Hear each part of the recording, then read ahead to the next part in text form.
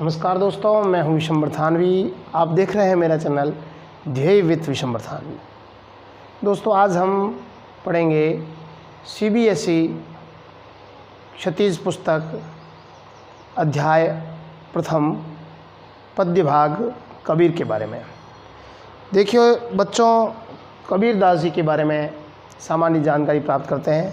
कबीरदास जी कौन थे, किस प्रकार से उनका काव्य वर्तमान समय में कितना प्रासंगिक है, इस विषय पे हम चर्चा करेंगे। देखिए बच्चों, कबीर जो थे वह हिंदी साहित्य के भक्ति युग के सबसे प्रमुख कवि थे। शुरुआत में हम देखते हैं भक्ति काल क्या है, भक्ति युग क्या है।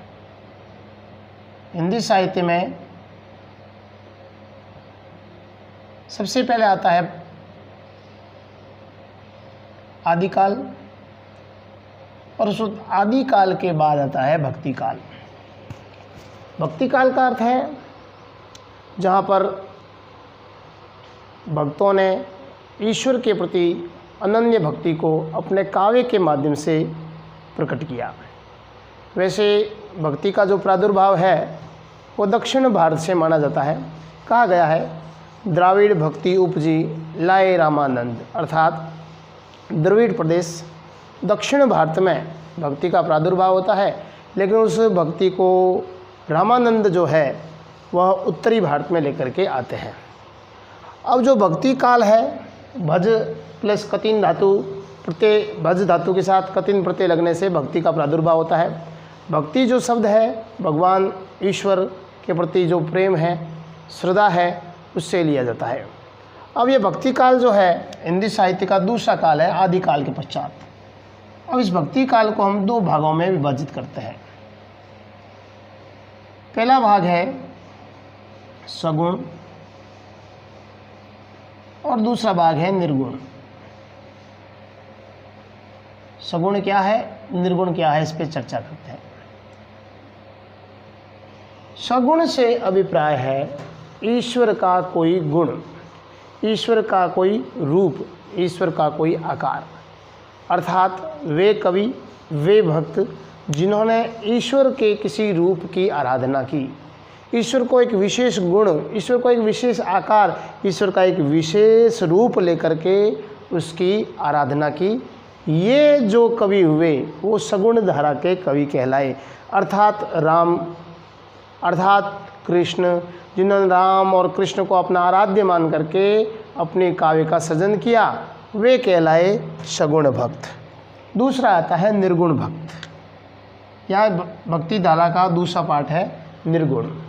अब निर्गुण से अभिप्राय है जिसका कोई गुण नहीं, जिसका कोई रूप नहीं, जिसका कोई आकार नहीं।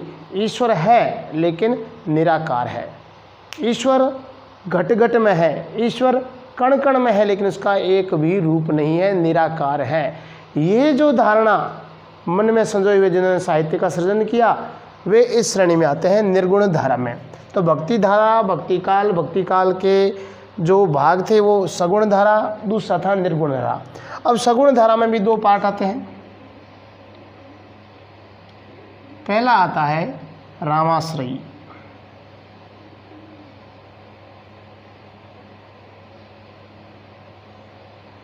दूसरे है कृष्णाश्रयी।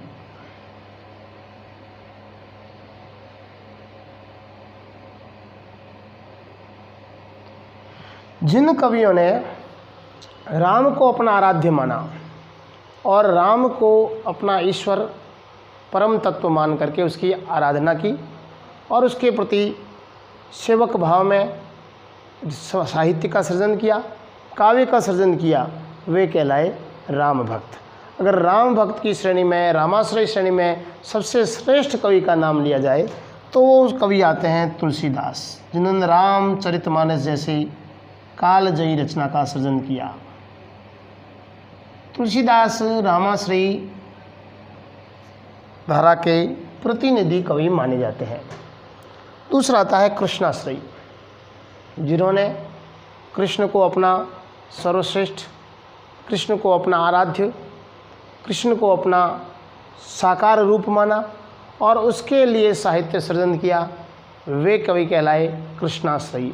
अगर प्रतिनिधि कवि की बात करें तो इसके अंदर आते हैं सूरदास, सूर सारावली, साहित्य लहरी, ये जो रचनाएं थी वो सूरदास जी की थी। और वात्सल्य रस के सर्वश्रेष्ठ कवि माने जाते हैं सूरदास। उसके पश्चात आता है निर्गुण। निर्गुण क्या है, निर्गुण धारा क्या है, इसके बारे में चर्चा करते हैं। निर्गुण से अभिप्राय है जिन्होंने ईश्वर का कोई रूप नहीं, ईश्वर निराकार है, ईश्वर का कोई आकार नहीं, ईश्वर शून्य है, ईश्वर अनंत है, ईश्वर अनहलक है, इस प्रकार की जिन्होंने परिभाषाएं दी। ईश्वर का कोई रूप नहीं माना। वे कहते हैं प्रत्येक व्यक्ति के, प्राणी के हृदय में ईश्वर का विराज है, प्रत्येक कण कण के अंदर ईश्वर व्याप्त है। इस प्रकार की जो धारणा रखने वाले कवि थे वो निर्गुण थे। अब निर्गुण धारा के अंदर ही दो प्रकार की शाखाएं चलती है। पहली है ज्ञान मार्गी,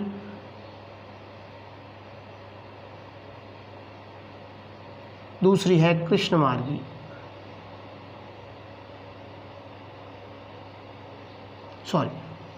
ज्ञान मार्गी और प्रेम मार्गी।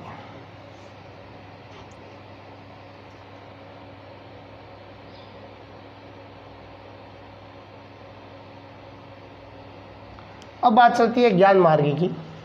ज्ञान मार्गी क्या है?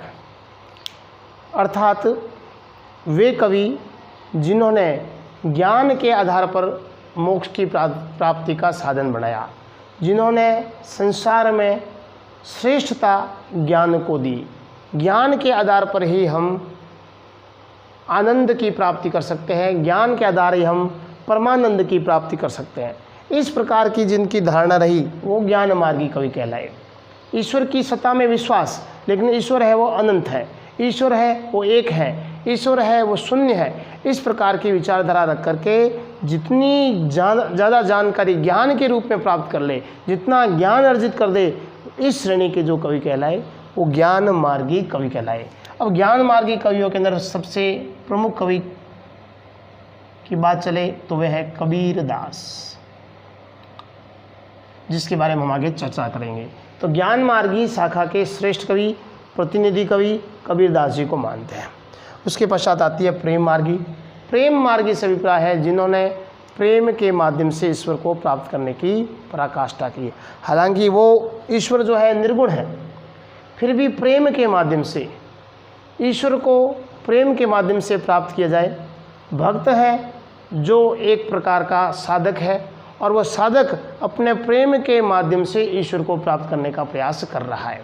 पद्मावती में इसका विशेष उल्लेख मिला है। मलिक मोहम्मद जायसी की जो पद्मावती है, उस पद्मावती में इसका काफ़ी श्रेष्ठ प्रकार का उदाहरण मिलता है अपने को। जो रतन सिंह है वो भक्त है और वो भक्त भगवान रूपी पद्मावती को पाना चाहता है। तो भगवान रूपी पद्मावती को पाने के लिए भक्त रूपी रतन सिंह काफ़ी प्रयास करता है। बीच में कई भटकाव आते हैं, लेकिन उन सभी भटकावों को दूर करते हुए एक साधना के मार्ग पर अडिग प्रहरी के रूप में चलता हुआ वह अपने ईश्वर को प्राप्त कर लेता है। यह जो साधन है, यह जो प्रयास है, वो कहलाता है प्रेम मार्गी। इसके श्रेष्ठ कवि आते हैं मलिक मोहम्मद जायसी।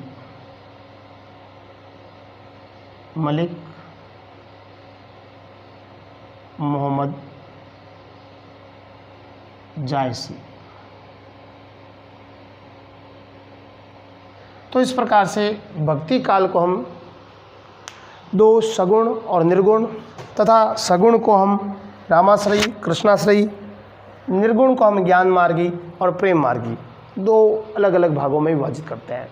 अब बात आती है कबीरदास जी की। कबीरदास जी जो थे निर्गुण शाखा के, ज्ञान मार्गी अपने शाखा के सबसे प्रतिनिधि कवि थे, श्रेष्ठ कवि थे। अब कबीरदास जी के जन्म के बारे में बात है। 1555 ठाठ भय अर्थात 1555 संवत के अंदर इनका जन्म होता है। चंद्रवार अर्थात सोमवार के दिन इनका जन्म होता है। ज्येष्ठ महीना था, ज्येष्ठ महीने में इनका जन्म होता है। अगर हम सन की बात करें तो इनका जन्म 1498 सन में माना जाता है। 1555 वर्ष गए, 1555 वर्ष चले गए, अर्थात 1555 का अर्थ है संवत। अब उसके अंदर अगर अपन 57 कम कर दें तो 1498 आ जाएंगे। तो 1498 में इनका जन्म है।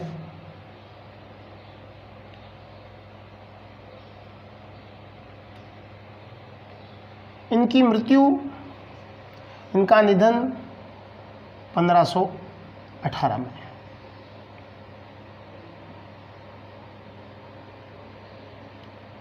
अर्थात इस आधार पे हम कह सकते हैं कबीरदास जी ने 120 ईयर्स 120 वर्ष लिए। अब कबीरदास जी के जन्म के समय में भी अलग अलग बातें प्रचलित है। कबीरदास जी ऐसा बताया जाता है कि इनका जन्म एक विधवा महिला के गर्भ से होता है। लोक लाज के भय से उस बच्चे को जन्म देने के बाद वह लहर तालाब नामक तालाब के पास काशी के अंदर उसको छोड़ करके आ जाती है बच्चे को। उसी समय नीरू और नीमा नामक 2 जुलाहा थे, दंपति थे। वे उस लहर तालाब नामक तालाब के पास से गुजरते हैं। प्रातःकाल में उस बच्चे की रोने की आवाज़ सुन करके वे उस बच्चे के पास पहुंचते हैं। इधर उधर देखते हैं, दाएं बाएं देखते हैं, कोई मिलता नहीं है। तो वे इसको ईश्वर का उपहार समझ करके उस बच्चे को ले लेते हैं। चूँकि नीरू और नीमा के कोई संतान नहीं थी, तो सहर्ष ईश्वर का प्रसाद मान करके वो उस बच्चे को अपने घर ले जाते हैं।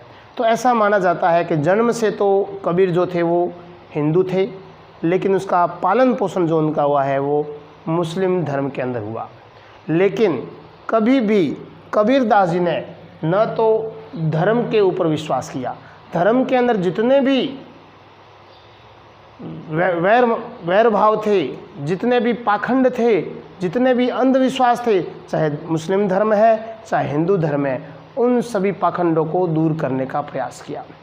यहाँ तक कि उन्होंने जाति का भी विरोध किया। नाम हमारा कबीरा, जाति के हैं हम जुलाहा, ये बात भी उन्होंने को मानने में संकोच नहीं था। वे स्वयं को अपना जुलाहा मानते थे। जाति धर्म इसके ऊपर वे विश्वास नहीं करते थे। एक बार ये भी उल्लेख होता है, मसी कागद छुयो नहीं। कबीर जो स्वयं थे वह अनपढ़ थे। मसी कागद छुयो नहीं।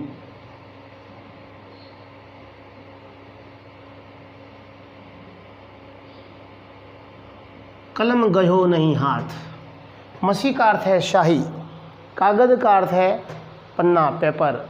मसी कागद छुयो, न तो कभी शाही के हाथ लगाया न ही कागद के हाथ लगाया। कलम न गही हाथ, न ही कभी हाथ में कलम ली। अर्थात कबीरदास जी जो थे वे निरक्षर थे, साक्षर नहीं थे। लेकिन इनकी रचनाएं भी अपने को देखने को मिलती है। बीजक इनकी सर्वश्रेष्ठ रचना है, बीजक। अब ये प्रश्न उठता है कि भाई कबीरदास जी जो थे पढ़े लिखे नहीं थे, लेकिन इनकी जो रचना बीजक कैसे लिखी गई, ये भी एक बहुत प्रमुख बात है। इनके एक शिष्य हुआ करते थे जिनका नाम था धर्मदास। सामान्य रूप से हम कह सकते हैं कि धर्मदास जी जो थे वो कबीरदास जी के पीए थे, पर्सनल असिस्टेंट थे, पढ़े लिखे थे।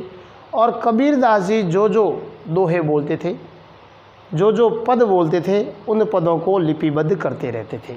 तो इस प्रकार से धर्मदास ने ही इस बीजक की रचना की थी, लिपिबद्ध किया था।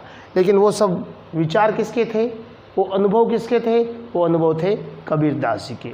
बाद में कबीरदास जी की ही गद्दी को संभालने वाले उनके शिष्य हुआ करते थे धर्मदास। कबीरदास जी का जन्म भी हुआ और उन जन्म के बाद बड़े होते हैं, और लेकिन उनका उस समाज से, जिस समाज में रह रहे हैं, उस समाज के अंदर जो जो पाखंड है, अंधविश्वास है, इनसे उनको काफ़ी घृणा होती है।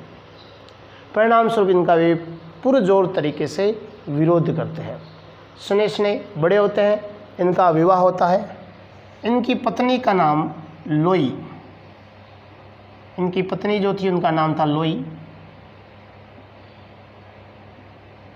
पिता माता का नाम आ चुका है, माता और पिता का नाम नीमा और नीरू। इनके पुत्र पुत्री थे जिनका नाम कमाल और कमाली।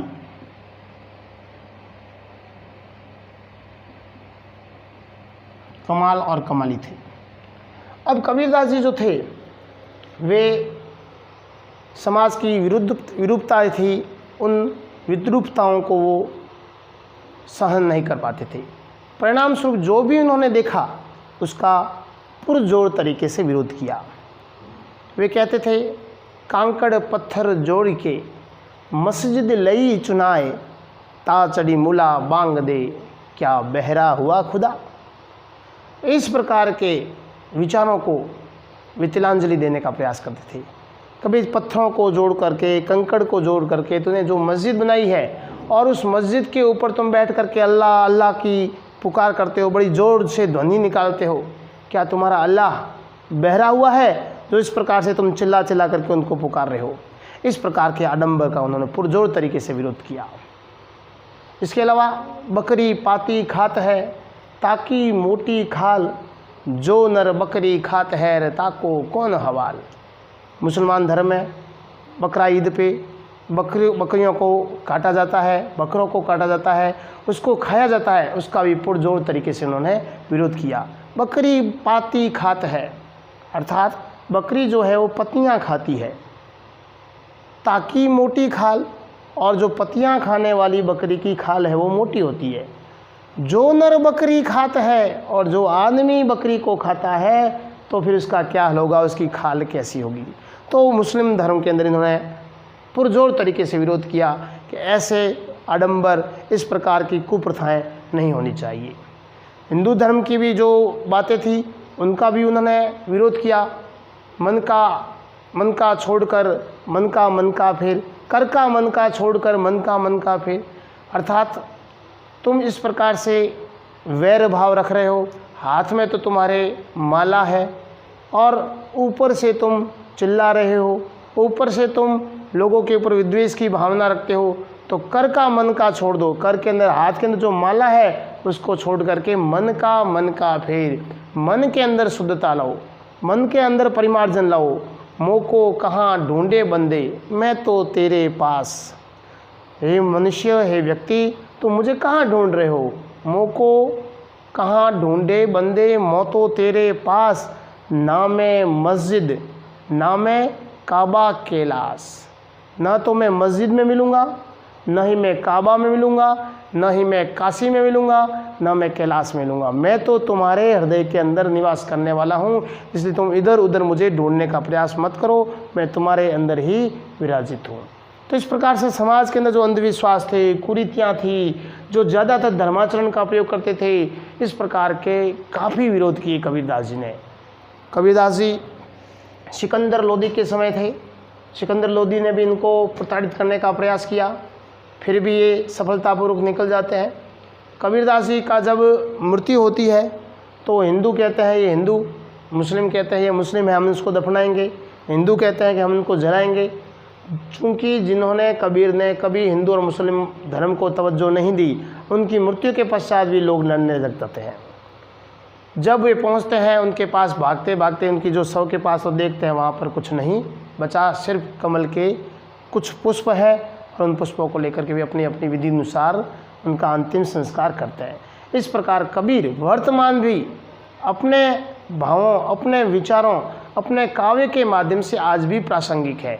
आज से 500-600 वर्ष भी प्रासंगिक थे, वर्तमान में भी प्रासंगिक है। इसके पश्चात अगले वीडियो में हम कबीर की वाणियाँ, साखी, शबद, रमेनी, इसके बारे में चर्चा करेंगे, इसके बारे में पढ़ेंगे। तब तक आप मेरे चैनल ध्येय विथ विश्वम्भर थानवी को देखते रहिए, लाइक कीजिए, शेयर कीजिए और सब्सक्राइब जरूर कीजिए। Thank you.